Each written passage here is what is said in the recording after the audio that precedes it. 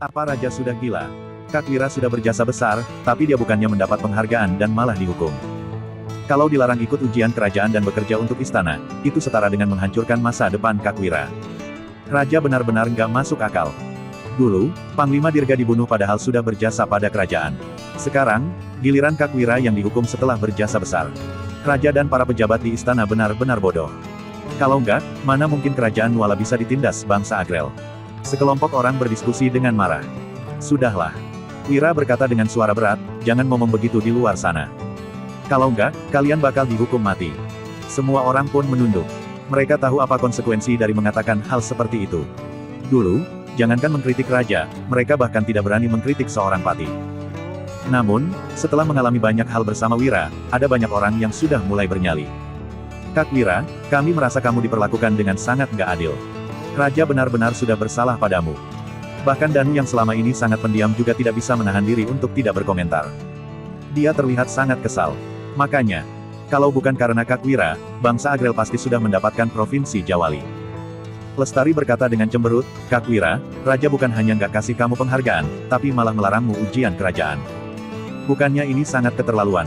Suryadi juga berkata dengan kesal, Wira, aku nggak bisa terima. Bagi Suryadi, Wira sangatlah pintar. Kelak, Wira pasti bisa menjadi pejabat besar dan memuliakan leluhur. Gavin yang biasanya sangat ramah juga mengeluh, Tuan Wira, aku juga nggak bisa terima. Raja memang begitu. Dulu, bukannya nasib Panglima Dirga juga sama. Sekarang, giliran Tuan Wahyudi yang mendapatkan perlakuan sama. Rudi, Teluolu, David, dan mantan anggota pasukan Sirah Hitam juga mulai berdesah. Tuan, wajar saja semua orang merasa marah. Tindakan raja ini memang sangat mengecewakan. Dian yang mengenakan gaun putih indah juga menggeleng. Tindakan Raja Bakri sudah membuat semua orang merasa jengkel dan tidak dapat mengendalikan amarah mereka. Aku tahu kalian memikirkanku, tapi ini sesuai kehendakku kok. Wira berkata sambil tersenyum, kalian juga tahu aku nggak suka bersujud di hadapan orang. Daripada harus bersujud pada yang mulia setiap hari, lebih baik aku tinggal di dusun Darmadi saja. Dalam kehidupan manusia, yang namanya jasa, ketenaran, dan menguasai dunia itu nggak penting. Yang paling penting itu bisa hidup sehat, gembira, dan panjang umur. Semua orang pun tanpa sadar mengangguk. Mereka hanyalah orang biasa dan tidak memiliki impian yang terlalu besar. Apa yang mereka inginkan hanyalah memiliki hidup yang tenang dan berkecukupan. Ya sudah. Mulai sekarang, jangan bahas soal ini lagi. Ayo kita bahas yang lain saja. Wira mengubah topik pembicaraan dengan bertanya, Gavin, gimana persiapan barang untuk tahun baru? Hanya tersisa seminggu sebelum tahun baru. Jadi, semua penduduk dusun sedang mempersiapkan segala sesuatu untuk menyambut tahun baru. Gavin segera menjawab, Tuan, aku sudah melakukan semuanya sesuai permintaanmu. Setiap orang yang bekerja untuk kita akan dapat masing-masing 5 kg daging sapi dan daging ikan, 1,5 kg daging kambing, 15 kg biji-bijian, dan 10 meter kain. Oke. Cepat bagikan semua barang-barang itu supaya semua orang bisa melewati tahun baru kali ini dengan gembira. Wira melambaikan tangannya sambil tersenyum, lalu menoleh sambil berkata, Lestari, apa kamu sudah mempersiapkan bonus akhir tahun? Sudah, dong. Setiap orang akan dapat gaji dan bonus 2 bulan. Ujar Lestari dengan cemberut. Dia merasa sangat tidak rela membagikan uang sebanyak itu. Beberapa hari lalu, Wira mengatakan hendak membagi bonus akhir tahun. Setelah mengetahui apa maksudnya, Lestari pun membantah. Namun, Wira tetap bersikeras membagikan uang sebanyak gaji dan bonus 2 bulan. Lestari benar-benar tidak mengerti kenapa Wira begitu tidak memedulikan soal uang dan bersikap begitu baik kepada para pekerjanya. Setelah menerima semua yang dipersiapkan Wira, ada banyak orang yang langsung berlinang air mata. Di desa, setiap ada hari besar, para pekerja biasanya harus memberikan barang kepada bos mereka. Namun, Wira bukan hanya memberikan mereka barang-barang. Keperluan untuk tahun baru, tetapi juga bonus akhir tahun. Bahkan orang tua mereka juga tidak pernah memberikan mereka barang sebanyak ini. Kalau begitu, cepat bagikan uang itu kepada semua orang. Setelah itu, Wira bertanya pada David, Paman David, gimana masalah pernikahan Paman Teluolo dan Paman Rudi? Begitu membicarakan tentang masalah pernikahan, semua orang langsung menatap Teluolo dan Rudi sambil tertawa. Mereka adalah prajurit dari pasukan Sirah Hitam yang tidak takut pada musuh. Namun, saat ini, mereka malah menunduk malu. Suasananya pun berubah menjadi lebih ceria. Hehe, pasangan mereka sudah ada, tapi hari baiknya belum ketemu. Seharusnya pernikahan mereka baru bisa dilaksanakan satu persatu setelah lewat tahun baru. Jawab David sambil terkekeh. Prajurit dari pasukan Sirah Hitam mendapatkan perlakuan yang sama dengan Hasan. Setiap orang mendapatkan gaji 10.000 gabak setiap bulannya. Jika dijumlahkan dengan bonus dan sebagainya, mereka bisa mengumpulkan lebih dari 200.000 gabak dalam setahun.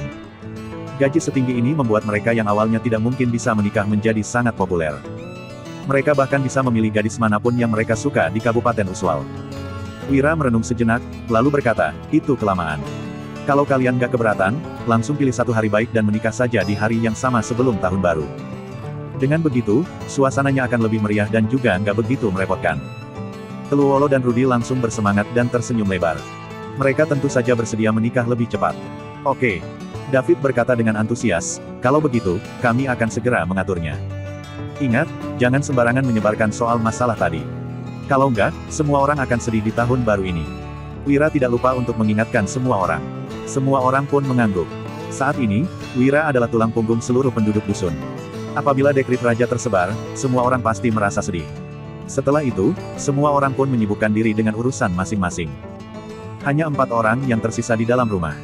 Wira mengeluarkan 2 lembar kertas gambar, lalu memberikannya kepada Emran dan Suryadi. Kertas satunya berisi gambar yang terlihat mirip dengan penggaris, sedangkan satunya lagi berisi gambar tabung yang memiliki gagang. Emran mengambil kertas yang berisi gambar mirip penggaris, lalu bertanya dengan heran, apa ini? Itu jangka sorong. Alat ini bisa mengukur diameter dalam dan luar, panjang dan lebar, serta kedalaman sesuatu dengan akurat hingga mendekati mikrometer, jelas Wira. Emran bertanya dengan bingung, mikrometer. Itu satuan pengukur yang kutemukan dari sebuah buku kuno. 1 meter sama dengan 10 desimeter, 1 desimeter sama dengan 10 cm, 1 cm sama dengan 10 mm, sedangkan 1 mm sama dengan 1000 mikrometer. Milimeter masih bisa dibedakan dengan mata telanjang, tapi mikrometer nggak bisa. Wira menunjuk ke arah skala di gambar sambil menjelaskannya pada Suryadi dan Emran. Membuat pedang tidak membutuhkan skala yang akurat, tetapi membuat mesin, senjata api, dan berbagai mesin presisi lainnya membutuhkan jangka sorong agar bisa akurat. Suryadi pun mendengar penjelasan Wira dengan bingung. Kemudian, Emran mengambil gambar tabung bergagang dan bertanya dengan bersemangat, Tuan, kamu membagi skalanya menjadi begitu kecil untuk membuat ini. Apa ini? Wira menjelaskan, ini namanya senapan. Senapan ini bisa menembakkan peluru mesiu yang mampu menembus baju zirah. Bubuk mesiu yang dimasukkan ke tabung juga bisa melukai orang. Emran langsung terkejut dan bertanya, bukannya ini sama dengan senjata mesiu yang disembunyikan istana? Di zaman ini, sudah ada bubuk mesiu dan senjata mesiu. Namun, senjata mesiu memiliki jarak tembak yang pendek dan mudah meledak sehingga tidak banyak digunakan. Senjata mesiu hanyalah mainan para pejabat tinggi. Prinsip pembuatannya hampir sama dengan senjata mesiu, tapi senapan lebih canggih dan pembuatannya juga lebih merepotkan. Wira mengambil kertas gambar itu, lalu menjelaskan cara membuat senapan secara rinci. Emran sangat pintar.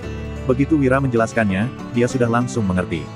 Meskipun Suryadi lebih lambat dalam memahaminya, dia tidak sok pintar dan tetap menanyakan apa yang tidak dimengertinya. Tidak lama kemudian, kedua orang itu pun pergi setelah mengerti bagaimana cara membuat jangka sorong dan senapan.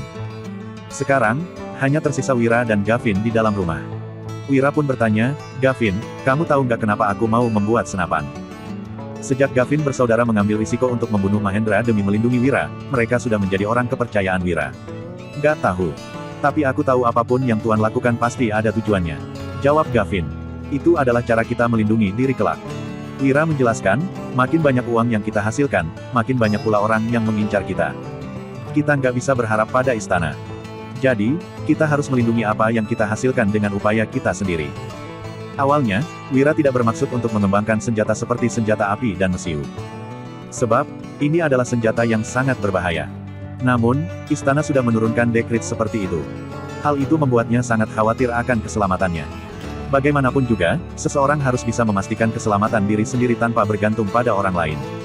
Aku mengerti. Gavin mengangguk dan melanjutkan, Tuan, aku akan menuruti apapun yang kamu perintahkan. Wira mengangguk, lalu berkata, coba kamu pilihkan sekelompok orang yang bisa diandalkan dan pintar. Tempatkan dulu mereka di desa 3 harimau. Aku akan menyuruh orang untuk melatih mereka di sana. Gak boleh ada orang lain yang mengetahui hal ini, ya. Oke. Gavin mengiyakannya, lalu segera pergi. Wira juga berjalan ke depan pintu dan menatap kepergian Gavin dengan ekspresi serius. Dia sudah membantu istana untuk mengalahkan bangsa Agrel, tetapi istana malah bersikap seperti ini terhadapnya. Tidak mungkin dia tidak merasa kesal. Dekrit yang diturunkan Raja Bakir akan mendatangkan banyak bahaya bagi Wira. Demi keluarganya, dia harus menyiapkan beberapa cara lain untuk melindungi diri. Setelah menghela napas panjang, Wira keluar dari rumah dan mulai tersenyum. Saat ini, seluruh penduduk dusun sedang menunggu giliran untuk mengambil barang yang disiapkan Wira. Orang yang sudah mendapat bagian mereka pun berjalan pulang ke rumah dengan gembira. Saat melewati tahun baru sebelumnya, mereka bahkan belum tentu bisa makan kenyang. Namun, tahun ini mereka memiliki banyak daging dan uang. Kehidupan mereka benar-benar sudah berubah menjadi sangat baik. Halo, Kak Wira. Kak Wira, permen ini untukmu. Wira, Nona Dian sudah tinggal di sini begitu lama. Kapan kamu akan menikahinya? Setelah melihat Wira, semua orang pun menyapanya. Anak-anak memberinya permen, sedangkan ibu-ibu malah menggodanya. Melihat para penduduk desa yang bergembira, Wira pun tersenyum untuk menanggapi mereka. Seluruh kegundahan dalam hatinya juga sirna. Ini adalah hidup yang disukainya, melewati hidup yang baik dan membantu para penduduk dusun untuk mendapatkan kehidupan yang lebih baik. Meskipun mereka tidak kaya raya, setidaknya mereka sudah hidup berkecukupan. Memberikan manfaat kepada masyarakat ketika mampu dan berpegang pada prinsip saat kesulitan. Ini merupakan pemikiran mendasar keturunan bangsa Atrana yang telah mendapatkan pendidikan tradisional. Setelah berjalan-jalan di dusun dan melihat semua orang yang bergembira, suasana hati Wira juga menjadi semakin baik. Tiba-tiba, terdengar teriakan seseorang, Kak Wira, Sony, Dodi, Padi, dan yang lainnya sudah kembali. Sekelompok orang pun berjalan ke pintu masuk dusun. Belasan kereta kuda yang diapit para pemuda berkuda dan sekelompok pengawal berekspresi tajam melaju mendekat. Orang yang berada di paling depan adalah Sony. Saat ini, dia mengenakan jubah bagus yang dipadu dengan giok yang tergantung di ikat pinggangnya dan sepatu bot. Dia tidak lagi terlihat seperti gelandangan dusun. Gandhi, Ganjar, Danur, dan pemuda dari tim pengawal lainnya juga mengenakan pakaian bagus dan terlihat berwibawa. Wah, Sony, kami hampir nggak mengenalimu. Kamu kayak putra dari keluarga kaya saja.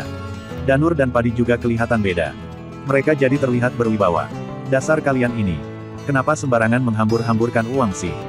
Berapa banyak uang yang kalian habiskan untuk membeli pakaian bagus itu? Ada penduduk desa yang menggoda mereka, tetapi ada juga yang mengkritik mereka. Namun, semua itu adalah bentuk perhatian para penduduk desa. Para penduduk dusun sekalian, aku bukannya mau menghambur-hamburkan uang untuk beli baju. Tapi sekarang, aku sudah mewakili Kak Wira untuk mengurus tambak garam Vika. Kalau aku berpenampilan lusuh, Kak Wira akan malu dan dibilang pelit. Jawab Sony sambil terkekeh. Setelah berlatih selama beberapa bulan di kota pusat pemerintahan, Sony sudah makin mahir dalam berhubungan dengan orang. Dia berlari ke hadapan Wira, lalu berkata, Kak Wira, aku sudah pulang. Kamu sudah bekerja keras. Wira menepuk-nepuk bahu Sony, lalu menatap ke arah sekelompok orang itu sambil bertanya, mana Paman Hasan? Beberapa saat yang lalu, Wira mengirim surat ke kota pusat pemerintahan dan meminta semua orang pulang untuk melewati tahun baru. Dodi sudah pergi ke ibu kota. Jika Hasan tidak pulang, Hani pasti akan sedih. Kita nggak bisa bawa pulang sebagian koin perunggu dan uang perak. Paman Hasan nggak tenang kalau uang-uang itu ditinggal di sana. Jadi, dia nggak ikut pulang. Kak Wira, Tuan Putro juga mengirimkan pesan untukmu. Bisik Sony. Wira tersenyum dan berkata, katakanlah. Saat pertama kali bertamu di kediaman Gumilar, Putro pernah berpura-pura mabuk dan menyuruh Wira untuk tidak menjadi dirga kedua. Setelah melihat keputusan istana saat ini, ramalannya dulu ternyata memang tepat. Sony berkata, Tuan Putro menyuruhmu untuk jangan peduli sama keputusan istana. Lewat tahun baru, dia akan datang ke Dusun Darmadi. Dia juga sudah menemukan 3 sarjana provinsi yang menonjol dan akan membawa mereka kemari. Katanya, dia mau menetap di sini selama sisa hidupnya. Apa? Para penduduk desa dan prajurit dari pasukan Sirah Hitam yang ada di sekitar pun merasa antusias. Putro akan datang dengan membawa 3 sarjana provinsi untuk menetap di Dusun Darmadi. Jika begitu, kelak Putro sudah bisa mengajari anak-anak mereka. Anak dari keluarga miskin biasanya tidak mampu bersekolah. Sekarang, mereka malah bisa diajari Putro. Ini adalah hal yang sangat luar biasa. Dalam sekejap, semua orang menatap Wira dan sangat ingin berlutut untuk berterima kasih kepadanya. Meskipun sebagian besar orang terlihat antusias, ada juga orang yang terlihat gelisah. Saat ini, wajah Agus dan Bayu pun memucat. Dengan memberi pelajaran kepada penduduk dusun dan mengajari anak-anak mengenal tulisan, mereka sudah kembali dihormati di dusun ini. Sekarang, Putro malah hendak datang dan membawa 3 sarjana provinsi. Pekerjaan mereka pasti akan direbut. Meskipun Agus merasa dirinya sudah cukup pintar, dia juga tidak berani bersaing dengan Putro. Bagus. Wira langsung menjadi bersemangat dan buru-buru memberi perintah, suruh semua tukang batu dan tukang kayu bekerja lembur untuk bangun sebuah rumah 3 tingkat. Rumah itu harus selesai sebelum Tuan Putro dan murid-muridnya datang. Dengan begitu, mereka akan punya tempat tinggal baru yang bersih. Sebelumnya, Wira hanya sekadar berbasa-basi. Tak disangka, Putro benar-benar akan datang membawa 3 muridnya. Begitu seorang pelajar menjadi sarjana provinsi, mereka akan menjadi orang berkedudukan tinggi dan berkuasa di suatu tempat. Sekarang, istana sudah menghukumnya, tetapi mereka masih bersedia datang untuk mengajar di Dusun Darmadi. Ini semua pasti berkat Putro. Sekarang, rumah besar berukuran 10 hektare sudah dihuni para prajurit dari pasukan Sirah Hitam dan prajurit tua yang sudah pensiun. Di sana, semua orang sangat ribut. Para pelajar yang menyukai suasana tenang belum tentu bisa terbiasa tinggal di sana. Benar. Tuan Putro mau datang ke dusun kita. Jadi, kita harus membiarkannya tinggal di tempat yang baik. Ayo kita segera bangun rumah baru. Anakku lumayan pintar. Kalau diajari Tuan Putro, kelak dia pasti bisa dapat gelar. Ayo mulai kerja. Para penduduk dusun langsung bersemangat.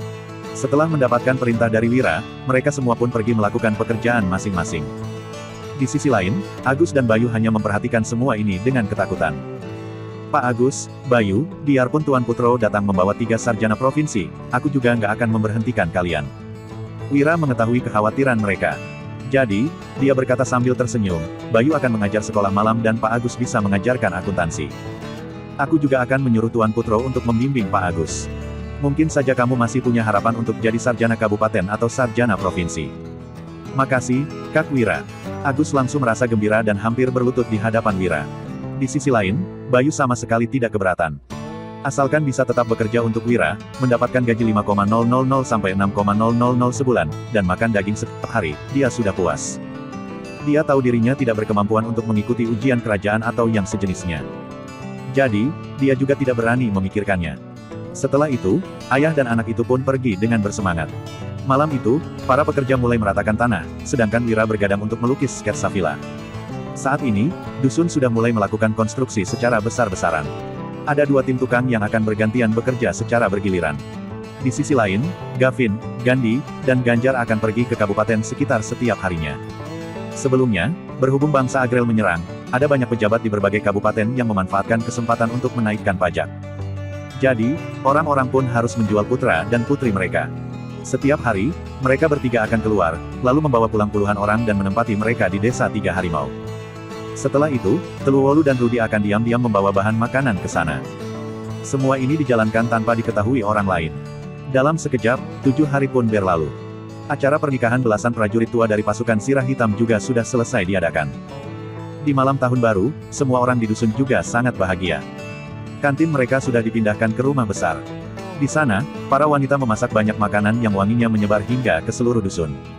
Para remaja dan anak-anak bertugas untuk membersihkan rumah, menempel hiasan rumah, dan menyalakan petasan.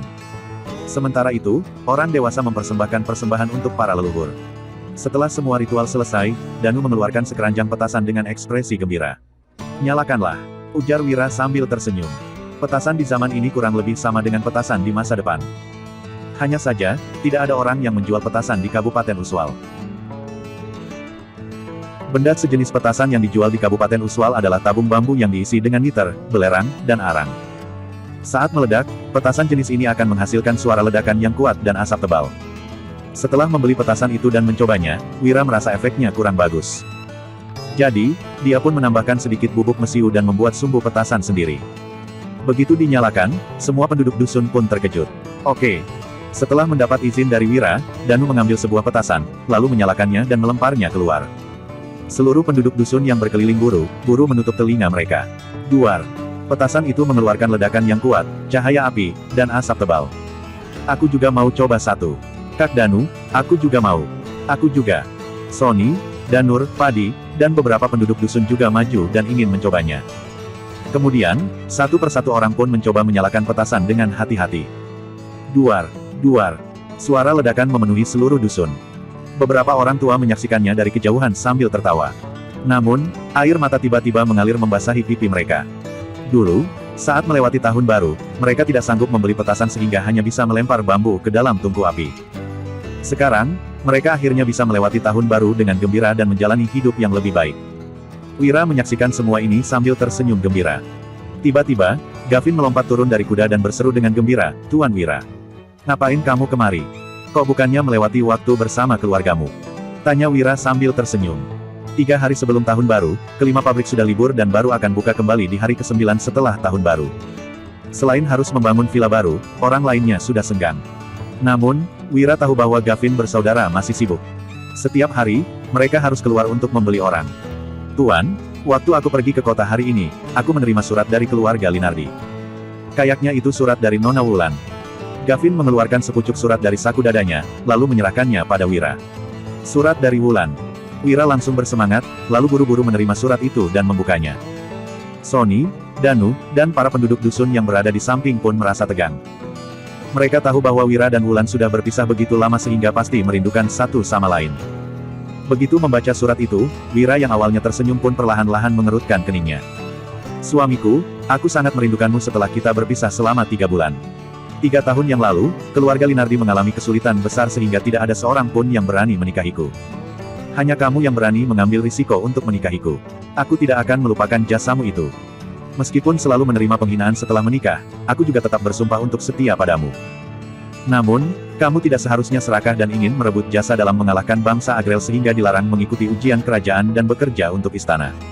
Sekarang, Yang Mulia sudah begitu membencimu. Jika keluarga Linardi berhubungan denganmu, cepat atau lambat, keluarga Linardi pasti akan terlibat.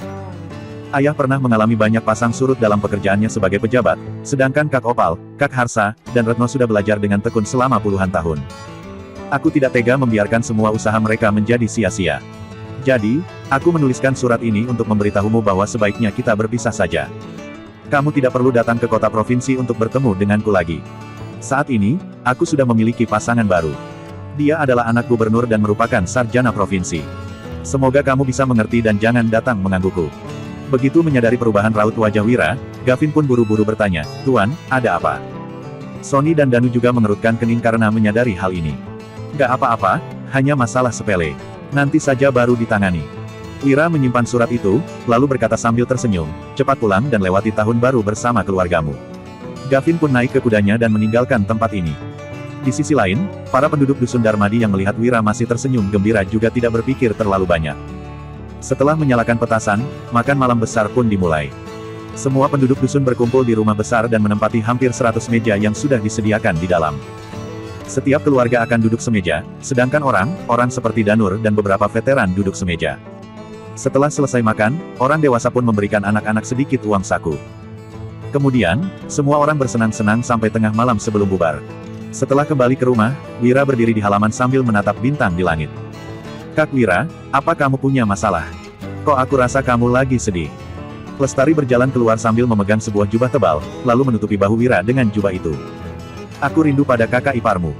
Wira memakai jubah tebal itu, lalu menatap adik sepupunya yang cantik sambil berdesah, kami sudah nggak bertemu selama 3 bulan. Entah gimana keadaannya di kota provinsi. Kalau merindukannya, kenapa kamu malah mencari istri baru? Dasar nggak setia. Lestari mendengus, lalu berbalik untuk pergi. Uhuk, uhuk. Wira meringis dan menjawab, Lestari, aku juga hanya manusia biasa. Aku nggak menyalahkanmu. Lestari berbalik, lalu berkata dengan malu, semua pria yang berkemampuan memang punya banyak istri, apalagi yang sehebat kamu. Aku nggak akan membantah kalau kamu mau menikahi Nona Dian. Gimanapun, kamu sudah bersama dengan Kak Wulan begitu lama, tapi kalian masih belum punya anak. Jadi, nggak ada salahnya kamu menikah lagi. Aku dan ayah akan mendukungmu. Wira pun terdiam. Wanita di zaman ini benar-benar terlalu menoleransi pria berkemampuan. Cepat bersihkan kakimu. Besok pagi, kita masih harus memberi penghormatan kepada leluhur dan berkunjung ke rumah saudara. Lestari mengangkat keluar sebaskom air hangat, lalu menaruh sebuah bangku kecil di belakangnya. Biar aku sendiri saja yang melakukannya. Wira buru-buru membuka sepatu botnya, lalu membersihkan kakinya sendiri. Dia tidak membiarkan Lestari membantunya. Lestari berjalan ke samping dengan ekspresi muram. Hanya seorang istri yang boleh mencuci kaki suaminya. Niatnya untuk membantu mencuci kaki Wira memang agak berlebihan. Setelah itu, mereka berdua pun kembali ke kamar masing-masing. Wira berbaring di tempat tidur yang besar, lalu mengeluarkan surat itu lagi. Berdasarkan sifat Wulan, meskipun ingin berpisah dari Wira, dia juga tidak mungkin menuliskan surat semacam ini. Apabila Wulan memang ingin berpisah dengan Wira demi ayahnya, isi suratnya juga seharusnya dipenuhi dengan rasa bersalah dan tidak mungkin menyiratkan ancaman. Namun, ini memang adalah tulisan Wulan. Wira merasa pasti ada sesuatu di baliknya. Hal ini membuat Wira semakin ingin pergi ke kota provinsi untuk mencari tahu dengan jelas apa sebenarnya yang sudah terjadi. Di kediaman Linardi di kota provinsi. Setelah makan malam dan memberikan sedikit uang kepada keponakannya, Wulan pun berdiri di halaman dan melihat kembang api yang menghiasi langit di kota. Namun, dia malah merindukan Wira dan bergumam dalam hati, entah gimana keadaan Wira sekarang. Tiba-tiba, Melati berjalan mendekat dengan tampang antusias dan bertanya, Wulan, lagi mikirin apa? Gak apa-apa. Wulan buru-buru mengalihkan pembicaraan dengan berkata, Kakak ipar, bukannya kamu dan Kak Opal mau membawa Panditya keluar? Awalnya memang begitu, tapi melihat tampangmu ini, aku sudah nggak semangat. Melati mengeluarkan sepucuk surat, lalu melanjutkan, waktu Panglima Yuda sampai di kota provinsi, dia menyuruh orang untuk memberikan surat ini kepadamu. Apa? Kenapa kamu baru memberikannya padaku sekarang? Apa isinya? Wulan buru-buru mengambil surat itu dan berlari masuk ke rumah untuk membacanya. Melati juga mengikutinya sambil tersenyum licik. Ini memang tulisan Wira. Setelah membaca isi surat, ekspresi Wulan yang awalnya gembira langsung memucat. Kemudian, dia jatuh terduduk di lantai dan bergumam, "Gak mungkin. Wira nggak akan bersikap begitu terhadapku. Dia nggak mungkin mencampakkan aku. Nggak mungkin." Tulisan di surat itu memang adalah tulisan Wira, tetapi isinya sangat sombong dan tidak berperasaan. "Wulan, dalam perjalananku ke kota pusat pemerintahan kali ini, aku menghasilkan banyak uang dan keluarga Darmadi sudah menjadi keluarga bangsawan. Sebagai istriku, kamu seharusnya memberiku keturunan. Namun, setelah menikah 3 tahun, kamu masih belum hamil juga. Bagaimana aku bisa mempertanggungjawabkannya kepada leluhur keluarga Darmadi? Jika aku tidak mempunyai keturunan, siapa yang akan meneruskan bisnis keluarga atau menggantikanku menghormati leluhur? Jadi, aku memutuskan untuk menikah lagi agar bisa meneruskan keturunan keluarga Darmadi. Keluarga Darmadi tidak akan menerima wanita mandul. Mulai sekarang, hubungan kita sudah putus. Aku juga tidak akan pergi ke kota provinsi untuk menjemputmu lagi. Aku sudah menemukan istri baru. Dia adalah Dian Wibowo. Dia lebih cantik darimu, juga lebih pintar berbisnis dan bisa membantuku mengurus bisnis-bisnisku. Dia wanita yang paling cocok untukku. Kamu cari saja suami lain." Tes. Meskipun tidak percaya Wira yang menulis surat ini, tulisannya memang adalah tulisan Wira. Air mata Wulan pun menetes membasahi surat itu. "Wulan, ini alasan kenapa aku menyimpan surat itu sampai sekarang. Aku takut kamu sedih." Melati berkata dengan marah, yang namanya pria memang akan jadi nakal kalau sudah kaya. Biarpun menghasilkan banyak uang di kota pusat pemerintahan, wanita sial dari keluarga Wibowo itu sudah berhasil merayunya. Opal bekerja di pengadilan daerah. Jadi, dia sudah mencari tahu banyak informasi mengenai Wira saat masih berada di kota pusat pemerintahan Jagabu. Salah satu informasi yang didapatkannya adalah Wira dan Dian sering terlihat bersama. Aku nggak percaya. Aku nggak percaya Wira sudah berubah. Dia bukanlah orang seperti itu. Surat ini palsu. Wira nggak akan melukaiku. Wulan melemparkan diri ke tempat tidur sambil menangis. Dia yakin suaminya yang sudah berubah baik itu tidak akan menghinanya dengan sebutan wanita mandul. Ekspresi Melati langsung berubah. Dia berjalan maju dan menghibur, "Wulan, aku percaya waktu kamu bilang dia sudah berubah jadi baik selama beberapa bulan itu. Tapi, seberapa jahat dia dulunya? Dia menulis surat ini pasti karena sudah balik kayak dulu lagi. Ini juga alasan aku mengenalkanmu pada putranya gubernur. Wira sudah balik kayak dulu." Wulan tiba-tiba tertegun. Jika Wira memang sudah kembali menjadi seperti dulu, dia memang mungkin menulis surat seperti ini. Selanjutnya, Wulan berkata sambil menangis, "Dulu, hanya Wira yang bersedia menikahiku. Biarpun dia sudah balik kayak dulu, aku juga mau melayaninya seumur hidup. Ini adalah utangku padanya. Aku mau pulang dan lihat apa dia memang benar-benar sudah berubah atau enggak." "Pulang." Ekspresi Melati langsung berubah. Dia berkata, "Wulan, perjalanan kembali ke dusun Darmadi sangat jauh. Jalannya juga sangat berbahaya dan ada banyak perampok di sepanjang jalan. Mungkin baru menempuh 50 km saja, kamu sudah ditangkap bandit dan dijadikan istri mereka. Menurutku, sebaiknya kamu tulis saja sepucuk surat untuk menanyakannya dengan jelas, lalu minta tolong sama pedagang yang mau ke sana untuk memberikannya kepada Wira." Wulan menyeka air matanya, lalu berlari ke ruang baca dan mulai menuliskan sepucuk surat. Melati pun berjalan kembali ke kamarnya sambil tersenyum licik. Di luar pintu, Opal berkata dengan sedih, "Melati, apa kita nggak terlalu kejam melakukan hal kayak begini di malam tahun baru? Kita justru harus melakukannya di malam tahun baru supaya dia tambah sedih dan bisa sepenuhnya melupakan anak desa itu." Melati menarik Opal kembali ke kamar, lalu mendengus, "Masa depan 4 pria di keluarga ini sudah hampir hancur, tapi kamu masih mengasihaninya. Kalau nggak putus hubungan sama anak desa itu sekarang, keluarga Linardi juga akan ikut diturunkan jadi rakyat jelata begitu yang mulia teringat soal hubungan kita dengannya." Opal berkata sambil tersenyum menyanjung, "Kami sangat menyayangi Wulan dari kecil. Mana mungkin aku tega melihatnya sedih. Tapi kamu sangat hebat. Bisa-bisanya kamu meniru tulisan mereka berdua." Melati berkata dengan bangga, "Dasar. Memangnya kamu nggak tahu latar belakangku? Ayahku itu sarjana kerajaan. Dari kecil, aku sudah belajar membaca dan menulis. Selain itu, aku juga mahir dalam kaligrafi dan main catur. Kalau enggak, mana mungkin aku bisa menikahimu di saat keluarga Linardi sedang berjaya." "Benar, benar." Opal lanjut menyanjung istrinya, "Kamu memang pintar. Aku sangat beruntung karena bisa menikah denganmu." Melati mendengus, "Nanti, jangan lupa nasihati ayahmu juga. Faksi Pak Kemal itu nggak bisa diandalkan. Coba lihat apa yang terjadi setelah perang besar di utara itu. Pak Kemal yang rekomendasi Panglima Yuda untuk maju. Saat Panglima Yuda menang perang, faksi Pak Kemal seharusnya bisa mendominasi istana. Hasilnya, Panglima Yuda malah ditegur gara-gara anak desa itu dan faksi Pak Kemal juga nggak disukai Yang Mulia. Kalau mau punya karir yang mulus, kalian seharusnya ambil jalur Pak Ardi. Dengan begitu, kalian baru bisa naik pangkat dengan gampang dan dapat banyak uang. Opal berkata dengan bingung, ayah jadi pejabat karena ingin melakukan sesuatu untuk membantu kerajaan, bukan untuk merebut kekuasaan atau keuntungan. Lagian, ayah punya hubungan yang sangat dekat sama Pak Kemal tapi nggak punya hubungan apapun sama Pak Ardi.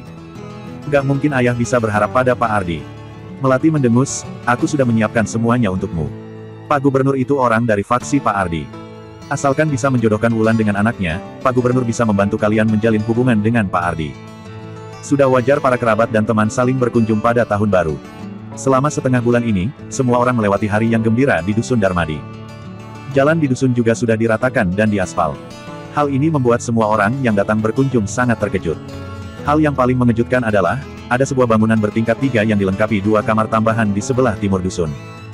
Namun, jendela bangunan indah ini tidak ditutupi dengan kertas. Dalam sekejap, 18 hari telah berlalu sejak tahun baru. Hari ini, ada banyak penduduk yang berbaris di depan pintu masuk Dusun Darmadi. Orang ini bukan hanya penduduk Dusun Darmadi, tetapi juga penduduk Dusun Gabrata dan dusun sekitar. Intinya, semua orang yang bisa datang pun berkumpul di sini. Sebab, ada banyak orang yang ingin bertemu dengan Putro. Tujuan utama para orang tua membawa anak mereka datang adalah untuk menyambut calon sarjana tingkat tertinggi. Mereka sudah berdiri di depan gerbang desa sebelum matahari terbit dengan penuh harap. Sebagai orang tua, mereka tentu saja ingin anak mereka memiliki masa depan yang cerah. Sekolah di Dusun Darmadi membiarkan anak bersekolah tanpa biaya. Semua anak dari umur 6 sampai 13 tahun boleh datang untuk bersekolah. Selain itu, mereka juga akan diberi makanan yang sama seperti penduduk dusun. Namun, ada ujian yang diadakan sekolah sebulan sekali. Begitu tidak lulus ujian, anak itu tidak akan dibiarkan bersekolah gratis lagi. Isi ujian tidaklah sulit. Asalkan belajar dengan tekun, semua anak pasti bisa lulus ujian. Ini adalah peraturan yang ditetapkan Wira agar para orang tua tidak mengirim anak mereka yang bodoh atau malas belajar untuk datang makan gratis. Sudah sampai. Tidak lama kemudian, Danu yang berdiri di lantai 3 sebuah gedung berteriak gembira sambil memegang teropong, Tuan Putro sudah akan segera sampai. Danu sudah melewati usia untuk bersekolah, tetapi dia punya seorang laki dan 2 adik perempuan yang bisa bersekolah. Ayo. Wira melambaikan tangannya, lalu berjalan di paling depan. Sementara itu, Dian, Lestari, Danu, Sony, dan anggota inti lainnya mengikuti Wira berjalan keluar. Penduduk dusun yang jumlahnya lebih dari 3.000 orang berbaris membentuk 2 baris panjang dan memegang spanduk yang besar. Tidak jauh dari sana, 3 kereta kuda melaju dengan lambat menuju Dusun Darmadi. Di setiap kereta kuda itu terdapat tulisan, Gumilar, di depannya. Putro berada di kereta kuda tengah, sedangkan Fabrian berada di kereta kuda terdepan. Di dalam kereta kuda di belakang mereka, terdapat 3 orang lainnya. Ada seorang pria parubaya, seorang pemuda, dan seorang anak remaja. Pria parubaya itu terlihat serius dan kaku. Di sisi lain, si pemuda terlihat tenang dan berkelas, sedangkan anak remaja itu berpakaian mewah dan terlihat sombong. Anak remaja itu bernama Lingga Susilo. Dia mengerutkan kening sambil berkata, Kak Gentala, Kak Pramana, kita harus menemani guru bersandiwara berapa lama? Aku nggak akan terbiasa tinggal di desa. Lingga adalah seorang anggota inti keluarga bangsawan dan juga memiliki koneksi di istana. Jadi, dia sudah mendapatkan berita dari ibu kota mengenai Wira yang merupakan boneka yang dikendalikan Putro dan Yuda agar bisa ikut campur dalam urusan kerajaan. Begitu mendengar berita ini, Lingga pun langsung percaya. Sebab, dia memang sudah merasa skeptis dari pertama kali mendengar bahwa Wira yang menyusun strategi perang untuk melawan bangsa Agrel. Bagaimanapun juga, Lingga sudah termasuk jenius karena mampu melewati ujian provinsi padahal baru berusia 18 tahun. Sementara itu, Wira malah ahli dalam sastra, mengerti tentang kebijakan negara, menguasai strategi perang, mahir dalam kerajinan, dan bahkan pintar berbisnis. Lingga tidak percaya ada orang yang sehebat itu di dunia ini. Apalagi, Wira malah memerlukan Putro untuk mengajari anak-anak di dusunnya. Lingga merasa, ini semua seharusnya adalah sandiwara Putro untuk membuktikan bahwa Wira memiliki bakat besar dan secara tidak langsung ingin membersihkan nama baiknya sendiri. Pemuda bernama Pramana Sudarto berdesah, Lingga, guru melakukan ini juga demi menjaga keturunannya. Fabrian itu seorang pecundang yang gak mungkin lulus ujian kerajaan dan gak mampu mengurus rumah. Jadi, guru terpaksa merebut bisnis garam keluarga Yumandi. Tapi, guru gak mungkin melakukan hal buruk atas namanya sendiri. Dia pasti harus menyuruh orang lain untuk melakukannya. Sebagai muridnya, kita harus memahami kesulitan guru dan menemaninya bersandiwara. Kalau guru sudah memilih Wira, aku rasa Wira itu seharusnya orang yang pengertian dan tahu diri. Sebagai anak yang terlahir di keluarga kaya kabupaten, Pramana memiliki hidup yang sangat baik. Setelah mendengar prestasi Wira dan menerima surat dari Putro, Pramana pun bersedia mengajar di Dusun Darmadi. Bagaimanapun juga, orang dengan kemampuan seperti Wira pasti bisa melampaui prestasi Putro suatu hari nanti. Pramana bermaksud untuk menjalin hubungan baik dengan Wira dengan mengajar di Dusun Darmadi. Namun, sekarang istana malah mengeluarkan dekret seperti itu. Pramana pun merasa seperti sudah tertipu. Dia tetap datang hanya untuk menyenangkan Putro. Lingga mengangguk sambil berdesah, padahal guru begitu bijaksana, tapi keluarganya harus hancur di tangan anak pecundang itu. Sayang sekali. Pramana juga ikut berdesah, aku hanya akan tinggal di Dusun Darmadi selama seminggu. Setelahnya, aku akan cari alasan untuk pergi, lalu mempersiapkan diri untuk ikut ujian kerajaan. Seminggu. Lingga berkata dengan heran, aku paling lama hanya akan tinggal 3 hari. Keadaan di dusun sangat buruk, aku rasa aku nggak akan bisa makan dan tidur selama tinggal di sana. Melihat sikap kedua orang itu, pria parubaya bernama Gentala Yurakarta pun bersuara, Pramana, Lingga, kalian sudah berpikir kejauhan. Dengan sifat guru, dia nggak mungkin melakukan hal seperti itu. Tuan Wahyudi itu benar-benar berbakat. Kalau nggak, guru juga nggak mungkin bersedia menjadi guru di desa dan mengajak kita mengikutinya. Nanti, kalian harus bersikap sopan terhadap Tuan Wahyudi. Jangan mempermalukan guru. Iya. Kalau mau bersandiwara, ya harus dilakukan dengan baik. Lingga dan Pramana saling memandang, lalu mengangguk bersamaan. Di antara murid-murid Putro, Gentala termasuk senior yang memiliki kemampuan untuk menjadi sarjana kerajaan. 20 tahun yang lalu, Gentala sudah berhasil menjadi sarjana provinsi. Putro mengatakan apabila Gentala mengikuti ujian kerajaan, dia pasti akan masuk ke peringkat 3 besar dari daftar sarjana terhebat. Sayangnya, setelah Putro mengundurkan diri dari istana, Gentala juga tidak mengikuti ujian kerajaan lagi dan kembali ke kampung halamannya untuk mengabdikan diri dalam belajar. Sekarang, dia juga termasuk seorang cendekiawan yang terkenal. Dalam menghadapi senior ini, Lingga dan Pramana merasa bagaikan bertemu dengan Putro sehingga sering merasa tertekan. Namun, pandangan mereka terhadap Wira masih belum berubah. Mereka juga sudah memutuskan untuk bersandiwara demi menghormati Putro, lalu meninggalkan Dusun Darmadi setelah beberapa hari. Dengan pendidikan yang mereka miliki, mereka sudah bisa pergi ke ibu kota untuk mengikuti ujian kerajaan. 3 tahun kemudian, mereka pasti akan menjadi sarjana kerajaan. Jadi, mereka tidak punya waktu untuk disia-siakan di desa. Setelah melihat ekspresi kedua orang itu, Gentala merasa pemikiran mereka masih belum berubah, tetapi juga tidak menasihati mereka lagi. Di dalam kereta kuda tengah, Putro tidak minum arak, melainkan sedang tidur. Sementara itu, di kereta kuda terdepan, Fabrian sesekali akan membuka tirai kereta. Saat melihat ada banyak orang di depan, dia pun berteriak dengan terkejut, banyak sekali orangnya. Mereka itu pasti penduduk miskin. Cepat balik. Dalam perjalanan dari kota pusat pemerintahan Jagabu hingga Kabupaten Uswal, kelompok Putro sudah bertemu dengan banyak penduduk miskin. Saat melihat kereta kuda mereka, para penduduk miskin akan langsung mengerumuni mereka. Untungnya, penglihatan kusir keluarga Gumilar cukup bagus. Dia buru-buru berkata, Tuan Fabrian, mereka bukan penduduk miskin, melainkan Tuan Wahyudi yang keluar untuk menyambut kita. Saat masih di kota pusat pemerintahan Jagabu, Wira sering bertamu ke kediaman Gumilar. Jadi, semua pelayan dan pengawal keluarga Gumilar pernah melihat Wira. Paman Wira? Tanya Fabrian sambil mengusap matanya. Setelah jarak mereka semakin dekat, dia buru-buru berteriak, Paman Putro, Paman Wira keluar untuk menyambut kita. Dia juga membawa banyak orang. Setelah mendengar teriakan Fabrian, Putro, Gentala, Pramana, serta Lingga pun membuka tirai kereta kuda mereka dan langsung terkejut. Wira berdiri di paling depan, sedangkan para penduduk dusun mengibarkan spanduk yang bertuliskan, Selamat datang, Tuan Putro yang terkenal di seluruh negeri. Terima kasih sudah membawa murid-murid Anda untuk datang mendidik orang-orang di Dusun Darmadi. Ada juga penduduk dusun yang memukul gong dan gendang. Suasananya terlihat semeriah orang mengadakan pesta pernikahan. Kelima orang itu pun turun dari kereta kuda. Di sisi lain, para penduduk dusun yang bahkan belum pernah bertemu dengan Patih menatap kelima orang itu dengan penuh hormat dan ketakutan. Fabrian tidak memedulikan orang lainnya dan buru-buru berlari menghampiri Wira, lalu berkata dengan hormat, Paman Wira, selamat tahun baru. Dengan bantuan Wira, keluarga Gumilar juga sudah ikut mendapatkan keuntungan sebesar miliaran gabak. Sekarang, Fabrian sudah bisa pergi ke rumah bordil dengan lebih percaya diri lagi. Selamat tahun baru. Wira menepuk-nepuk bahu Fabrian, lalu menyapa Putro dengan hormat, Halo, Kak Putro. Maaf sudah merepotkanmu. Putro menjawab sambil tersenyum, Wira, orang yang gak tahu bakal kira hari ini ada acara pernikahan di Dusun Darmadi. Tuan Putro memang pantas jadi sarjana tingkat tertinggi. Dia sama sekali gak sombong. Loh, kok Tuan Putro sudah mulai beruban? Bukannya orang yang memerankan karakternya di setiap panggung drama itu orang yang masih muda. Tuan Putro sudah jadi sarjana tingkat tertinggi dari 30 tahun yang lalu. Selain itu, dia juga pernah jadi pejabat tingkat ketiga yang pangkatnya 8 tingkat lebih tinggi dari Pati. Pati itu pejabat tingkat ke-7, sedangkan Tuan Putro adalah pejabat tingkat ketiga. Bukannya seharusnya cuma beda 4 tingkat. Kenapa jadi 8 tingkat? Dasar bodoh. Setiap tingkatan itu masih ada pembagian tingkat atas dan bawah. Bukannya beda 4 tingkatan itu berarti ada jarak 8 tingkat.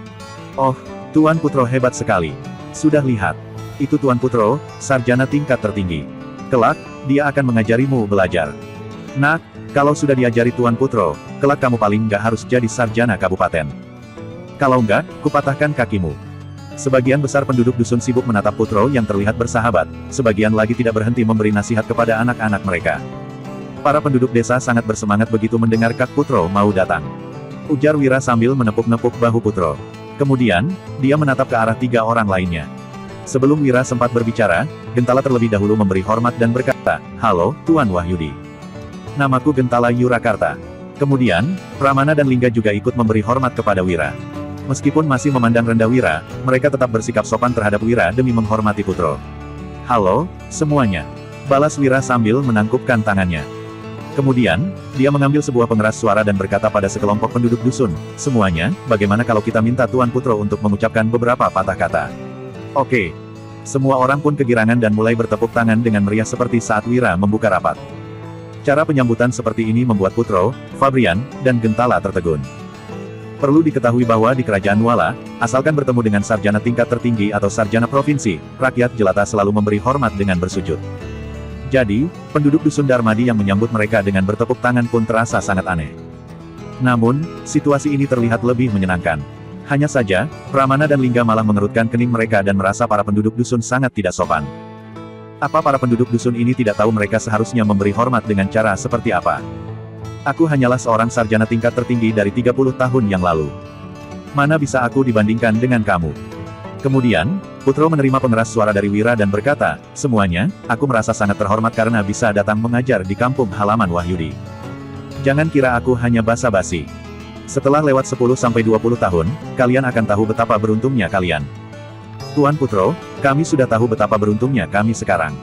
Kalau bekerja di tempat lain, kami hanya dapat makan bubur 2 kali sehari. Itu pun gak kenyang. Tapi bekerja untuk Kak Wira, kami diberi makan daging 2 kali sehari dan sebulan juga dapat gaji ribuan gabak. Bukan hanya begitu, Kak Wira juga bagi-bagi sabun dan pakaian kepada kami. Waktu tahun baru, kami juga dapat 15 kg daging, 5 kg gula, dan segoni biji-bijian. Waktu kami sakit, Kak Wira juga kasih kami uang untuk berobat. Kami benar-benar beruntung karena Kak Wira lahir di dusun ini. Sekarang, dia juga mengundangmu datang untuk mengajari anak-anak kami bersekolah. Kami gak akan bisa membalas jasanya seumur hidup ini." Para penduduk dusun akhirnya meneteskan air mata saat berbicara. Gentala, Pramana, dan Lingga langsung terkejut setelah mendengarnya. Perlakuan yang didapatkan penduduk desa ini benar-benar bagus. Mereka bahkan bisa hidup lebih enak daripada pemilik tanah skala kecil. Berhubung kalian tahu siapa yang bersikap begitu baik terhadap kalian, aku sudah tenang. Putro melanjutkan, hal kedua yang mau kukatakan adalah, nggak semua orang cocok untuk belajar dan mengikuti ujian kekaisaran. Ada yang ahli dalam seni bela diri, bidang kerajinan, atau bidang obat-obatan. Yang nggak cocok belajar juga nggak usah putus asa. Kalian tetap bisa sukses dengan menempuh jalur lain. Para penduduk desa pun mengangguk.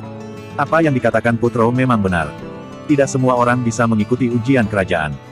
Bahkan kepala desa yang sudah berumur 40-an tahun juga masih belum pernah lulus ujian. Agus yang dijadikan contoh buruk pun merasa malu, tetapi tidak berani mengatakan apa-apa. Hal terakhir adalah, aku sudah mau mulai membual. Putro tertawa, lalu melanjutkan, orang cerdas yang belajar dariku pasti akan menjadi sarjana kerajaan, sedangkan yang pintar akan menjadi sarjana provinsi. Asalkan gak bodoh dan bersedia belajar dengan tekun, menjadi sarjana kabupaten juga bukanlah masalah. Plok, plok, plok. Para penduduk dusun pun menjadi bersemangat dan bertepuk tangan dengan riuh. Jangankan sarjana kerajaan atau sarjana provinsi, sebelumnya mereka bahkan tidak berani berpikir untuk menjadi sarjana kabupaten. Sekarang, Wira membiarkan anak-anak mereka belajar gratis dan Putro juga bersedia mengajari mereka.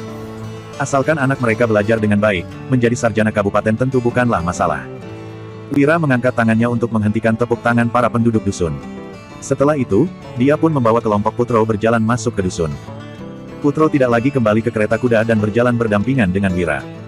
Setelah melirik Dian dan Lestari yang berdiri di samping, Putro terkekeh dan berkata, "Wira, gerakanmu cepat juga. Baru nggak ketemu sebentar saja, kamu sudah dapat wanita cantik lagi.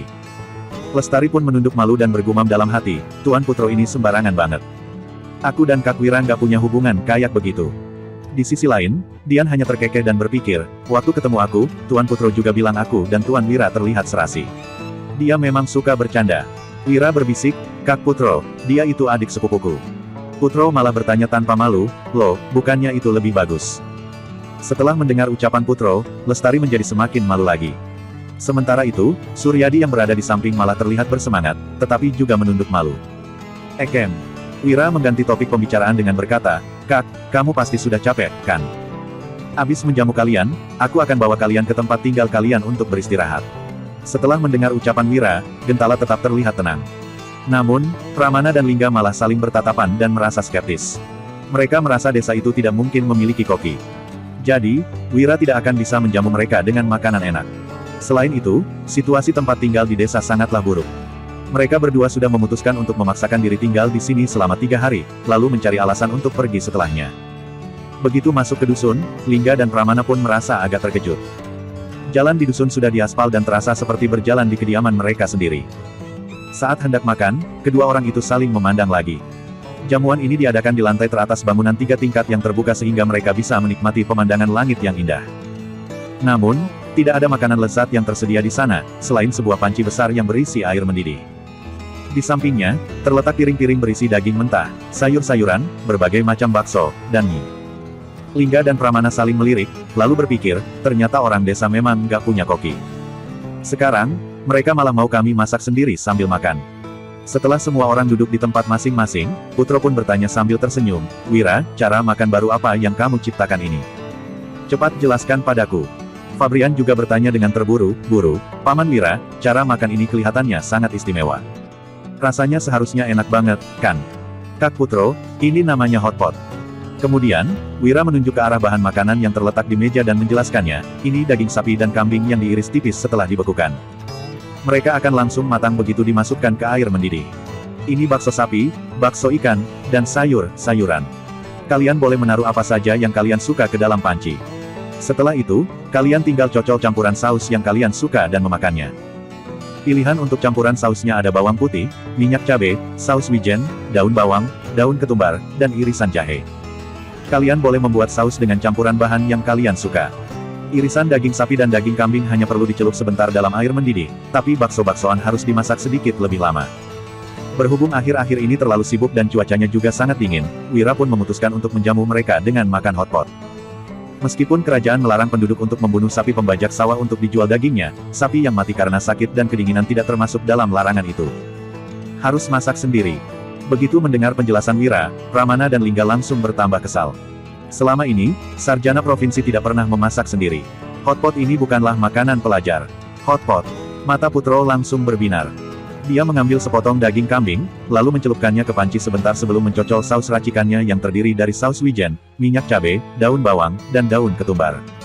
Setelah itu, dia memasukkannya ke dalam mulut dan memejamkan matanya untuk menikmati rasanya yang nikmat. Aku mau coba. Fabrian juga mengikuti cara makan Putro dan memasukkan daging kambing yang sudah dicocol saus ke mulutnya. Kemudian, dia pun berseru, enak. Enak banget.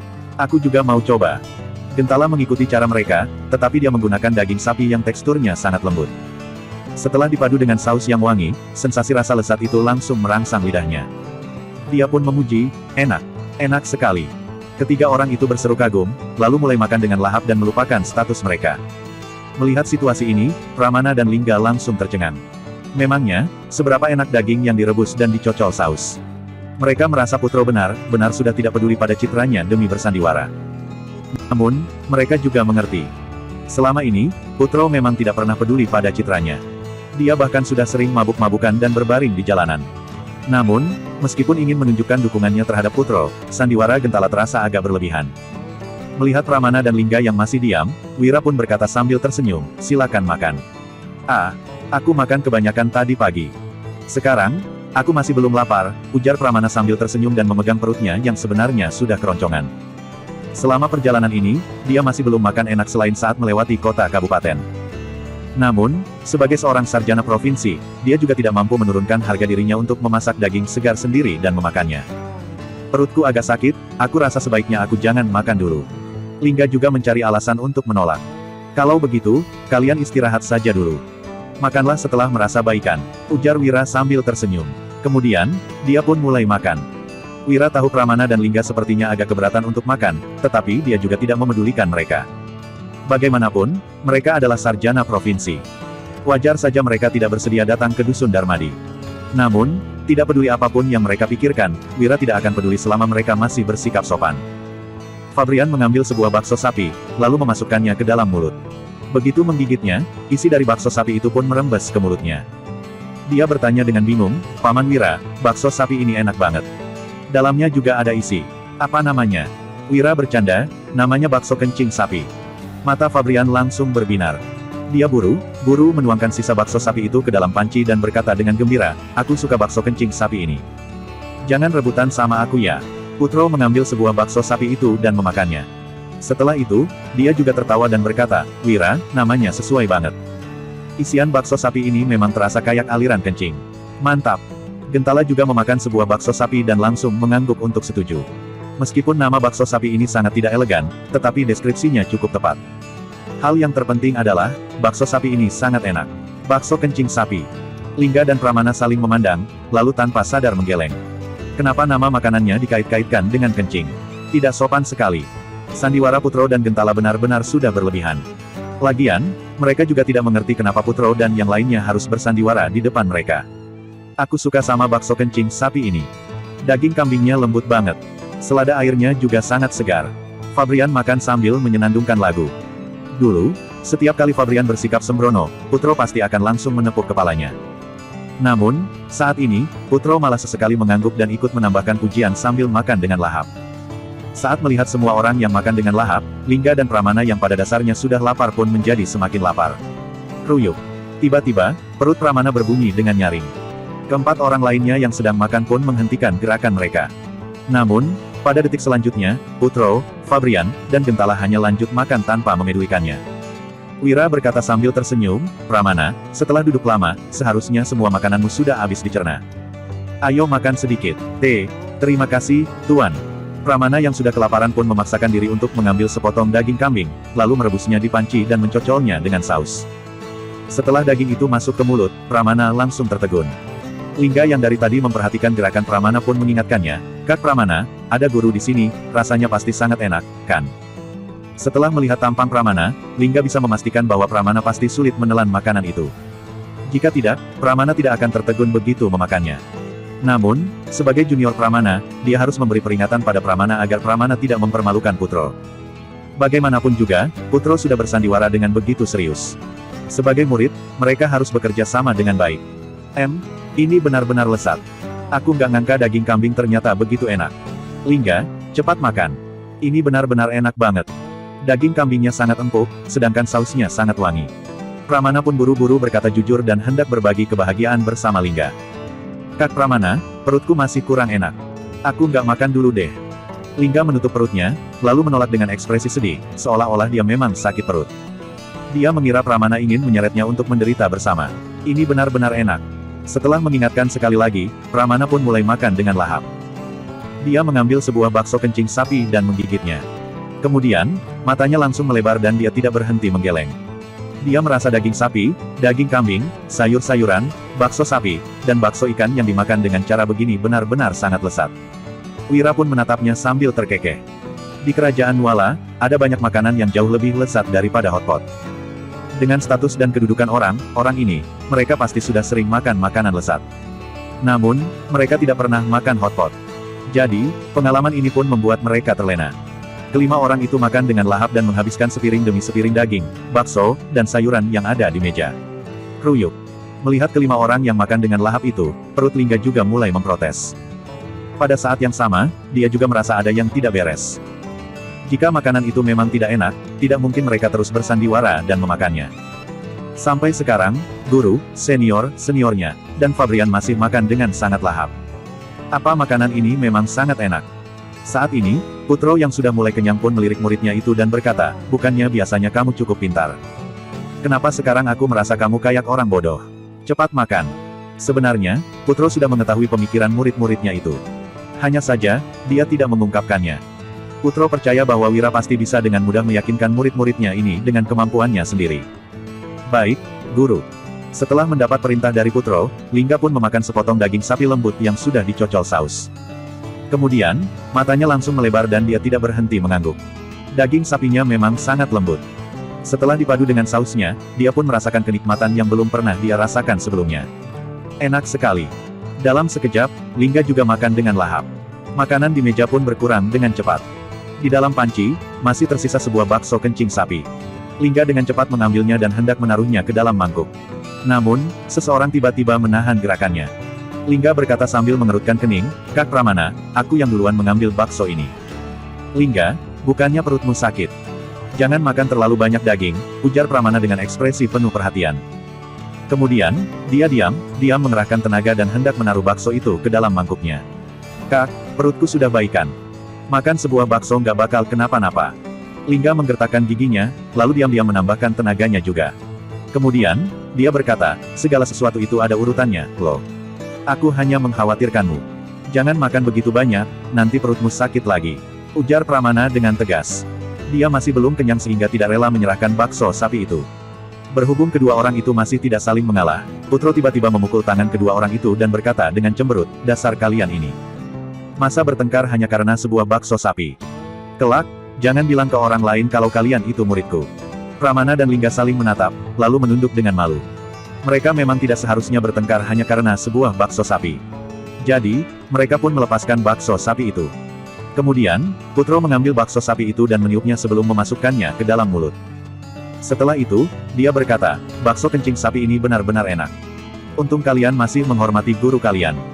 Pramana dan Lingga saling menatap dengan terkejut, lalu berpikir dalam hati, guru sangat nggak tahu malu. Masa dia merebut makanan dari muridnya? "Jangan rebutan, masih ada kok." Wira buru-buru menyuruh orang untuk menambahkan daging sapi, daging kambing, dan bakso kencing sapi lagi. Setelah kelima orang itu kenyang, Wira pun membawa mereka berjalan, jalan keliling dusun. Saat berjalan-jalan, Putro dan ketiga muridnya merasa sangat malu. "Kalian tahu nggak? Tadi, ada 2 sarjana provinsi yang hampir berkelahi gara-gara sebuah bakso sapi. Para sarjana provinsi itu kampungan banget. Beraninya kamu ngomongin mereka. Waktu pertama kali makan hotpot, kamu juga langsung main rebut. Itu karena hotpot yang dibuat Kak Wira terlalu enak." "Ya sudah. Pokoknya, jangan mengatai orang di belakang. Mereka datang untuk mengajari anak-anak kita." Sekelompok penduduk dusun diam-diam berdiskusi. Saat Wira, Putro, dan yang lainnya makan hotpot di lantai atas, mereka sedang berada di bawah untuk menyiapkan makanan. Jadi, mereka tahu jelas apa yang sudah terjadi. Pramana dan Lingga langsung malu. Mereka tidak menyangka diri mereka yang merupakan sarjana provinsi akan ditertawakan para penduduk dusun gara-gara sebuah bakso sapi. Wira ingin menegur para penduduk dusun dan menyuruh mereka untuk tidak mengungkit masalah ini lagi, tetapi Putro malah menghentikannya dan berkata sambil tersenyum, "Wira, nggak usah. Siapa yang nggak pernah mengatai orang di belakang dan siapa yang bisa terlepas dari gunjingan orang? Lagian, mereka juga nggak berniat jahat." Wira pun mengangguk sambil tersenyum. Putro benar-benar lapang dada. Kemudian, mereka melanjutkan perjalanan mereka mengelilingi dusun. Mereka melihat para penduduk dusun yang sedang bekerja, koki yang sedang memasak di kantin, anak-anak yang sedang belajar di kelas, anak remaja yang berlatih bela diri di halaman, dan juga 5 pabrik yang sedang beroperasi. Setelah itu, Putro melirik ketiga muridnya dan bertanya, "Apa pemikiran kalian?" Gentala berdesah, surga yang dimaksud orang bijak seharusnya seperti ini. Pramana dan Lingga juga tanpa sadar mengangguk. Wira melambaikan tangannya dan berkata, "Ini mana bisa disebut surga? Ini hanyalah hal yang bisa kulakukan untuk menjamin kebutuhan mereka yang paling mendasar dan masih jauh dari yang namanya surga." Bahkan setelah teknologi berkembang pesat di masa depan, surga yang sebenarnya juga masih belum tercapai. Pada saat itu, kebutuhan materi manusia memang sudah terpenuhi, tetapi mental mereka malah sangat buruk. Berapa banyak kerajaan yang bisa mencapai tahap di mana kebutuhan mendasar rakyatnya terpenuhi? Desah Putro sambil menggeleng. Gentala, Pramana, dan Lingga pun terdiam. Hal-hal seperti bisa makan kenyang dan memakai pakaian yang layak dipakai, anak kecil bisa bersekolah, serta orang tua bisa diobati saat sakit memang terlihat sangat sederhana. Namun, tidak ada satupun dari kerajaan-kerajaan sebelumnya yang mampu melakukannya. Jadi, dusun ini sebenarnya sudah dapat disebut sebagai surga. Setelah selesai berkeliling dusun, Wira membawa kelompok putra ke rumahnya, lalu mengeluarkan 3 buku pelajaran. Setelah kembali dari kota pusat pemerintahan Jagabu, Wira sudah meluangkan waktunya untuk menyusun materi ajaran mendasar dalam bidang matematika, fisika, dan kimia. Asalkan pengetahuan ini bisa diajarkan pada sekelompok murid, mereka sudah bisa memulai proses industrialisasi yang mendasar. Matematika, fisika, dan biologi. Putro dan murid-muridnya menatap 3 buku pelajaran itu dengan bingung. Mereka adalah orang pintar dan menguasai perhitungan. Jadi, mereka mengerti isi buku matematika. Mengenai fisika, mereka mengerti sebagian konsep sederhana. Namun, mereka tidak terlalu memahami konsep yang terlalu rumit. Di sisi lain, buku kimia bagaikan buku mantra yang sama sekali tidak bisa mereka mengerti. Pramana mengambil buku kimia itu, lalu berkata, "Tuan Wahyudi, kamu bilang ada kuman yang terkandung di dalam air, sedangkan kuman adalah semacam makhluk hidup kecil yang gak terlihat mata telanjang. Kalau begitu, gimana kamu mengetahuinya?" Putro, Fabrian, Gentala, dan Lingga juga langsung menatap Wira. Ada banyak hal dari isi ketiga buku ini yang terlalu menyimpang dari pengetahuan yang diketahui mereka. Jadi, mereka agak susah menerimanya. Aku menemukannya dengan mikroskop. Wira melambaikan tangan untuk mengisyaratkan Danu mengeluarkan mikroskop yang baru mereka buat baru ini. Asalkan bisa menghasilkan kaca transparan, membuat teropong, teleskop, dan mikroskop bukanlah masalah besar. Bakteri termasuk dalam kategori biologi, tetapi pengetahuan yang bisa diajarkan Wira di zaman ini sangat terbatas. Jadi, dia juga hanya bisa memungkit sekilas agar para penduduk dusun mengerti dampak buruk dari minum air mentah. Dia ingin penduduk dusun terhindar dari penyakit yang mungkin ditimbulkan kuman dalam air. Mikroskop. Sekelompok orang itu menatap alat aneh di hadapan mereka. Mereka tidak tahu bagaimana cara penggunaannya. Wira pun menjelaskan prinsip dasarnya, lalu mendemonstrasikan cara penggunaannya. Prinsip alat optik, kaca cembung dan cekung. Ini pengetahuan ilmu fisika. Lingga yang cerdas segera membalik halaman buku fisika yang dia baca sebelumnya dan menemukan bab yang berisi prinsip alat optik. Kemudian, dia pun menjadi sangat antusias. Pramana yang masih agak skeptis menjulurkan jarinya ke bawah mikroskop dan melihat rambut-rambutnya yang halus menjadi sangat kasar. Dia pun merasa sangat terkejut. Setelah itu, dia meletakkan kaca yang berisi tetesan air di bawah mikroskop dan melihat bakteri yang bergerak di dalam, lalu berseru terkejut, Benar ada bakteri di dalam air. Aku mau lihat." Lingga sudah tidak sabar dan langsung mendorong Pramana yang masih tertegun. Kemudian, dia menunduk untuk melihat ke dalam mikroskop dan tertegun untuk sesaat sebelum berseru dengan gembira, Benar-benar ada bakteri." Fabrian juga melihat ke dalam mikroskop, diikuti oleh Gentala dan Putro. Setelah semua orang selesai melihatnya, mereka pun terkejut dan merasa agak tidak percaya. Di sisi lain, Danu, Lestari, dan Dian hanya tersenyum. Reaksi pertama mereka saat melihat bakteri juga sama seperti orang-orang itu. Mereka merasa seolah-olah dunia sudah berubah. Sementara itu, Wira berdiri dalam diam di samping untuk menunggu pandangan kelima orang itu berubah. Menakjubkan sekali. Putro menepuk-nepuk bahu Wira, lalu berkata, "Wira, kamu selalu berhasil mengejutkanku setiap kali kita bertemu. Keputusanku untuk datang kemari memang tepat. Tuan Wahyudi, tadi kami sudah merendahkanmu. Maaf." "Ya." Pramana dan Lingga saling melirik, lalu memberi hormat pada Wira secara bersamaan. Setelah makan hotpot dan membaca buku pelajaran yang disiapkan Wira, mereka akhirnya tersadar bahwa Wira benar-benar adalah orang yang luar biasa berbakat. Hanya dengan membaca salah satu bab dari 3 buku itu, alat seajaib mikroskop pun tercipta. Jika dapat memahami seluruh isi buku itu, bukankah mereka bisa menciptakan sesuatu yang luar biasa? Gak masalah. Wira tersenyum dengan santai, lalu mengubah topik pembicaraan dengan berkata, "Belum tentu semua anak bisa memahami isi pelajaran 3 buku ini. Lagian, mereka juga nggak akan bisa dapat gelar setelah mempelajarinya. Sebaiknya, Kak Putro saja yang mengatur bahan pelajaran untuk anak-anak. Lihatlah siapa yang cocok mempelajari pengetahuan-pengetahuan ini dan siapa yang cocok untuk mengikuti ujian kerajaan." "Benar." Putro mengangguk dan menjawab, "Kita harus mengajar mereka sesuai bakat masing-masing." Lingga pun bertanya, "Tuan Wahyudi, berhubung mikroskop bisa membesarkan barang-barang kecil, bukankah kita bisa menggunakan prinsip alat optik untuk membuat benda yang bisa melihat sesuatu di kejauhan?" Wira menatap Lingga dengan heran, lalu menyuruh Danu mengeluarkan teropong dan memberikannya kepada Lingga sambil berkata, "Ini adalah teropong, tetapi hanya bisa diperbesar sebanyak 8 kali dan melihat sejauh 4 km. Orang yang cerdas memang mampu mengaitkan informasi yang didapatkannya dengan berbagai hal dan berpikir secara inovatif." 4 km. Seru Lingga dengan sangat terkejut. Baru saja dia menerima teropong itu, kepalanya pun dipukul. "Biarkan aku mencobanya dulu." Putro merebut teropong itu, lalu mulai melihat ke sekeliling dengan bimbingan Wira. Dalam sekejap, seorang sarjana peringkat tertinggi, 3 orang sarjana provinsi, dan seorang pemuda hidung belang pun bermain dengan teleskop itu seperti anak-anak. Setelah lewat 2 jam, kelima orang itu baru bersedia meletakkan teropongnya. Kemudian, Putro dan murid-muridnya lanjut mengerumuni buku fisika. Setelah membaca beberapa halaman, mereka pun mulai mengerutkan kening lagi. Setelah melirik halaman yang dibaca keempat orang itu, Wira langsung mengerti alasannya.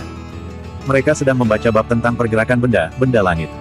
Putro tertawa dan berkata, Wira, apa benar bumi, bulan, dan matahari itu bola besar yang mengambang di ruang hampa? Bulan berotasi mengelilingi bumi, sedangkan bumi berotasi mengelilingi matahari. Selain itu, matahari itu pusat tata surya, sedangkan bumi, bulan, 3 konstelasi, dan 28 rasi bintang berotasi mengelilingi matahari. Benar. Wira melambaikan tangannya, lalu Danu mengeluarkan sebuah contoh model pergerakan benda-benda langit. Berdasarkan penelitiannya terhadap letak geografis dan konstelasi tempat ini selama beberapa bulan terakhir, Wira menyadari bahwa tempat ini sepertinya memang mirip dengan bumi. Namun, entah kenapa sejarah di tempat ini sudah berubah. Hanya saja, sebagian besar letak geografis dan sistem tata suryanya masih sama.